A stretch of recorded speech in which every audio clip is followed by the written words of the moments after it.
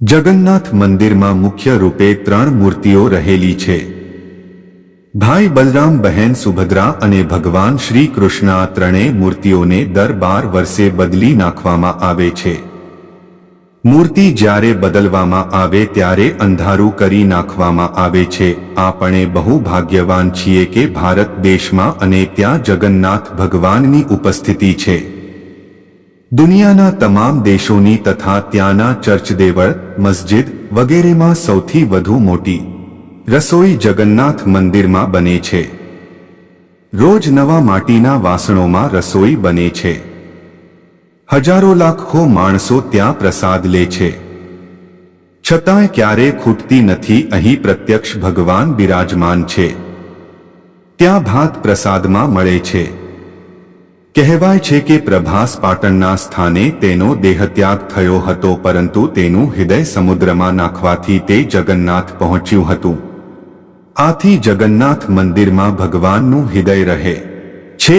જગતનો નાથ હોવાથી તેને જગન્નાથ કહે છે. ઓરિસ્સામાં આ સ્થિત છે. આ મંદિર ભગવાન શ્રી કૃષ્ણનું જ સ્વરૂપ છે. આ મંદિર રાજા ઇન્દ્રઘુમો બનાવ્યું હતું. અષાઢી બીજના દિવસે આની યાત્રા નીકળે છે, જેમાં તેની સાથે તેના ભાઈ બલભદ્ર તથા બહેન સુભદ્રા લોકોને દર્શન દેવા વર્ષમાં એકવાર નીકળીને દર્શન આપે છે. આ રથયાત્રાનું ફળ 100 યજ્ઞ બરાબર મનાય છે, જેમાં મહાપ્રસાદ વિતરણ કરાય છે. 56 પ્રકારના ભોગો ભગવાનને ધરાવવામાં આવે છે. રથયાત્રા પહેલા ત્યાંના રાજા સોનાની સાવરણીથી આગળ સાફ કરે છે. ભારતના 4 ધામોમાં જગન્નાથપુરી એક ધામ છે. બહાર એક સૂર્ય સ્તંભ છે. વિશેષ માહિતી આપ સહુ જાણો છો કે રથ શેમાંથી બનાવાય છે? કોણ તેને ખેંચે છે? શું કામ રથયાત્રા નીકળે છે? પરંતુ તેના ખાસ રહસ્યો જોઈએ. રથયાત્રાના 10 મહત્વના રહસ્યો.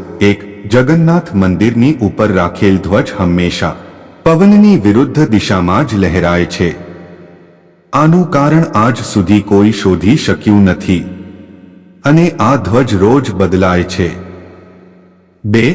આ મંદિર 4 લાખ ફૂટ ક્ષેત્રફળમાં વિકસેલું છે અને આની ઊંચાઈ 214 મીટર છે. નીચેથી ઉપરની ટોચનાના દર્શન અસંભવ છે. આના ઘુમ્મટ પડછાયો ક્યારેય જમીન ઉપર પડતો નથી. 3. મંદિરની ઉપર ભગવાન વિષ્ણુનું સુદર્શન ચક્ર હોય છે. આની વિશિષ્ટતા એ છે કે પુરીમાં ગમે ત્યાંથી આ ચક્ર જોઈ દર્શન કરી શકાય છે અને જ્યાંથી જુઓ તો એમ જ લાગે કે ચક્ર તમારી સામે જ છે.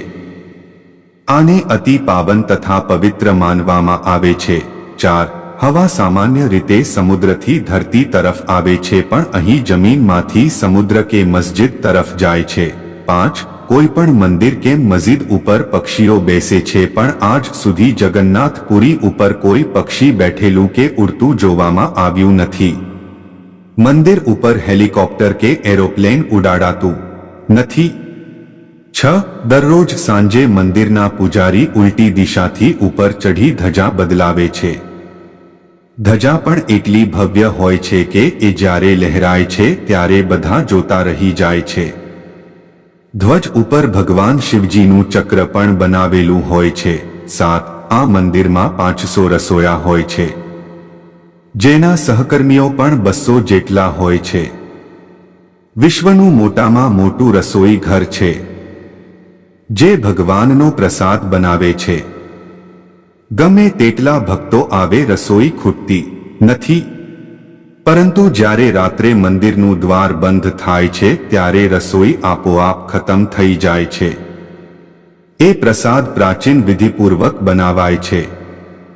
માટીના એક ઉપર એક એવા 7 માટીના વાસણો રાખીને બનાવાય છે. એનું એ પણ એક મહત્વનું રહસ્ય છે. ઉપરા ઉપરી 7 વાસણો રાખીને રસોઈ બનાવે છે. તેમાં સૌથી ઉપર રાખેલા વાસણમાં પહેલો પ્રસાદ તૈયાર થઈ જાય છે અને સૌથી નીચેના વાસણની રસોઈ છેલ્લે તૈયાર થાય છે. એક મોટામાં મોટું રહસ્ય છે, જે આજ સુધી કોઈ જાણી શક્યું નથી. 8. મંદિરની અંદર પ્રવેશ કરતાં જ સમુદ્રની લહેરોની ધ્વનિ સાંભળવાનું આપોઆપ બંધ થઈ જાય છે. 9. જગન્નાથ મંદિરમાં મુખ્ય રૂપે 3 મૂર્તિઓ રહેલી છે. ભાઈ બલરામ, બહેન સુભદ્રા અને ભગવાન શ્રી કૃષ્ણ આ ત્રણેય મૂર્તિઓને દર 12 વર્ષે બદલી નાખવામાં આવે છે. મૂર્તિ જ્યારે બદલવામાં આવે ત્યારે અંધારું કરી નાખવામાં આવે છે. 10. ભગવાને જ્યારે શરીરનો ત્યાગ કર્યો અને તેના દેહને જ્યારે અગ્નિસંસ્કાર આપવામાં આવ્યો ત્યારે તેનું હૃદય જીવિત હતું અને તે જગન્નાથ મંદિરમાં પહોંચ્યું હતું.